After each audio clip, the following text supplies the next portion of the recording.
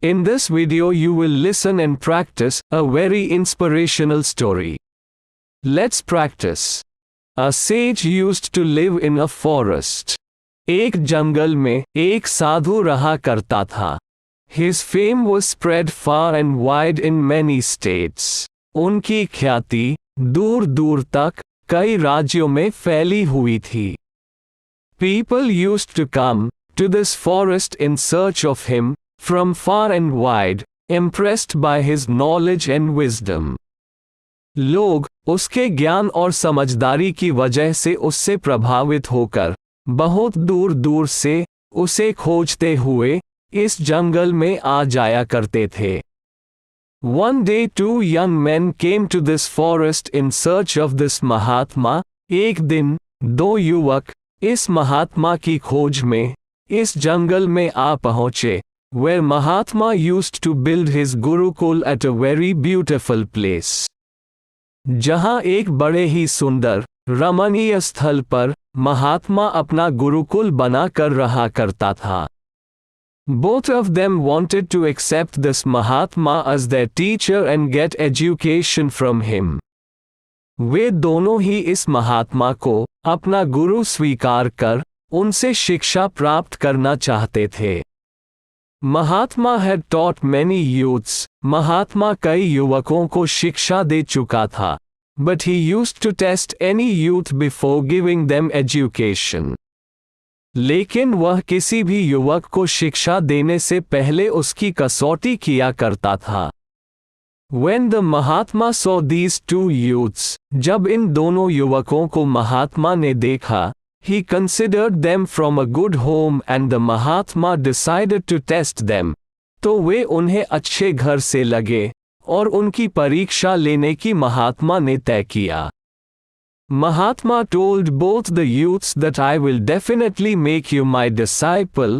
महात्मा ने दोनों युवकों से कहा कि मैं तुम्हें अपना शिष्य जरूर बना लूंगा, but for that you will have to fulfill one of my conditions. लेकिन उसके लिए तुम्हें मेरी एक शर्त पूरी करनी पड़ेगी. The youth told the Mahatma that whatever you say is acceptable to us. युवकों ने महात्मा से कहा कि आप जो भी कहेंगे हमें मान्य है.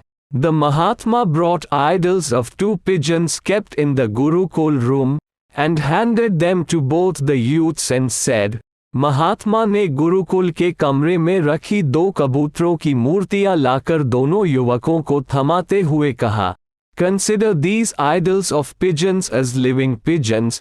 इन कबूतरों की मूर्तियों को तुम जीवित कबूतर ही मानो. And you have to do this, that when no one is watching you, और तुम्हें ये करना है कि जब तुम्हें कोई देख ना रहा हो, then you the neck of these pigeons has to be twisted. तब तुम्हें इन कबूतरों की गर्दन मरोड़ देनी है. When you succeed in doing this, come to me. जब तुम ऐसा करने में सफल हो जाओ, तो मेरे पास चले आना. Both the youths looked at their respective pigeons carefully. दोनों युवकों ने अपने अपने कबूतरों को ध्यान से देखा. Both the pigeons were very beautiful, and the colors and shapes were very well done on them. दोनों ही कबूतर बहुत सुंदर थे और उन पर बहुत अच्छे से रंग और आकृतियां बनी हुई थी. Both of them thought that what would Guruji want us to learn from such an easy and simple test? दोनों के मन में ख्याल आया कि इतनी आसान और सरल परीक्षा से गुरुजी हमें क्या सिखाना चाहते होंगे. Both of them took their pigeons and went to the forest in different directions. दोनों ने अपने अपने कबूतर लिए और अलग अलग दिशा में जंगल में चले गए. A young man went a little way into the forest. एक युवक जंगल में थोड़ी दूर गया. Where a deserted field appeared to him, he looked around. जहां एक सुनसान मैदान उसे दिखा, उसने चारों तरफ अपनी नजरें घुमाकर देखा. And after making sure that no one was watching, और यह निश्चित करने के बाद कि उसे कोई भी नहीं देख रहा है, he twisted the neck of the pigeon. he had brought with him. उसने अपने साथ लाए कबूतर की गर्दन मरोड़ दी, and he went back to the Guru. और वह वापस गुरु के पास चला गया. The other young man also reached a lonely place on the other side of the forest. दूसरा युवक भी जंगल में दूसरी तरफ एक सुनसान जगह पर पहुंचा, and standing under a tree, after looking round and round, और एक पेड़ के नीचे खड़ा रहकर हर तरफ से नजरें घुमाकर देखने के बाद, when he began to twist the pigeon's neck, he suddenly saw other birds sitting on top of the tree. जब वह कबूतर की गर्दन मरोड़ने लगा, तब उसकी नजरें अचानक पेड़ के ऊपर बैठे अन्य पक्षियों पर पड़ी. Because the birds were watching him do this, he did not twist the pigeon's neck. क्योंकि उसे ऐसा करते हुए वे पक्षी देख रहे थे, इसलिए उसने कबूतर की गर्दन नहीं मरोड़ी.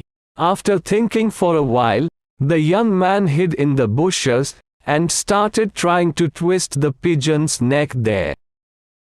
युवक थोड़ी देर सोचने के बाद झाड़ियों में छिप गया और वहां पर कबूतर की गर्दन मरोड़ने की कोशिश करने लगा. But there too his eyes fell on the insects, moths and flies sitting on the bushes, and there too he could not complete this work. लेकिन वहां पर भी उसकी नज़र झाड़ियों पर बैठी कीट पतंगे और मक्खियों पर गई, और वहां पर भी वह ये काम पूरा न कर पाया. Then after thinking something, the young man made a big pit in the ground, and got down in it and started breaking the pigeon's neck. फिर कुछ सोचने के बाद युवक ने एक जमीन में बड़ा सा गड्ढा बनाया और उसमें उतरकर कबूतर की गर्दन तोड़ने लगा. As soon as he touched the idol of the pigeon, he saw that the eyes of the pigeon were looking at him. कबूतर की मूर्ति को छूते ही उसने देखा कि कबूतर की आंखें उसे देख रही है. So he covered the eyes of the idol of the pigeon. इसलिए उसने कबूतर की मूर्ति की आंखें ढक दी. Then he thought that he himself was seeing himself doing this, so he blindfolded himself too. फिर उसने सोचा कि वह खुद तो अपने आप को ऐसा करते हुए देख ही रहा है, इसलिए उसने अपनी आंखों पर भी पट्टी बांध ली. Now he is sure that neither any other creature or idol of pigeon or he himself is able to see him doing this. अब वह निश्चिंत हो गया कि ना ही कोई अन्य प्राणी या कबूतर की मूर्ति या वो खुद भी उसको ऐसा करते हुए देख पा रहा है. He was about to twist by putting his hand on the pigeon's neck when a voice came from inside him. That voice was of his conscience. वह कबूतर की गर्दन पर हाथ रखकर मरोड़ने ही वाला था कि उसके अंदर से एक आवाज आई. वह आवाज उसकी अंतरात्मा की थी. The young man now understood very well what lesson Guruji wanted to teach him through this small and simple looking test. युवक अब अच्छे से समझ गया था कि गुरुजी इस छोटी सी सरल सी दिख रही परीक्षा से उन्हें क्या शिक्षा देना चाहते थे. The young man reached the Guru without twisting the neck of that pigeon. युवक बिना उस कबूतर की गर्दन मरोड़े ही गुरु के पास पहुंचा. After going to the Guru, the young man apologized to the Guru and said that Guruji please forgive me. गुरु के पास जाकर युवक ने गुरु से माफी मांगते हुए कहा कि गुरुजी मुझे क्षमा कर दीजिए. I could not complete this task given by you because whenever I tried to do it, someone was watching me. मैं आपका दिया ये काम पूरा नहीं कर पाया क्योंकि जब भी मैं ऐसा करने की कोशिश करता तो मुझे कोई ना कोई देख रहा होता.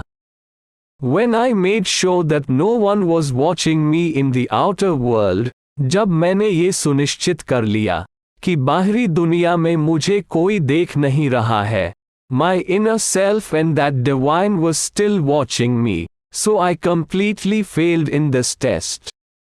तब भी मेरी अंतरात्मा और वह परमात्मा मुझे देख रहा था, इसलिए मैं इस परीक्षा में पूरी तरह असफल हो गया। Moral of the story. कहानी की शिक्षा। Mahatma praised that young man and said that you have not failed in this test but have been completely successful. महात्मा ने उस युवक को शाबाशी देते हुए कहा कि तुम इस कसौटी में असफल नहीं बल्कि पूरी तरह से सफल हुए हो। With this criterion, I wanted to teach both of you that whatever work we do, we can never hide from that God, that supreme power. इस कसौटी से मैं तुम दोनों को यही सिखाना चाहता था कि हम जो भी कार्य करते हैं वह उस परमात्मा से, उस परम शक्ति से कभी छुपा नहीं सकते। That's why we should do any work keeping that God in mind, and when we do this, we can never do wrong.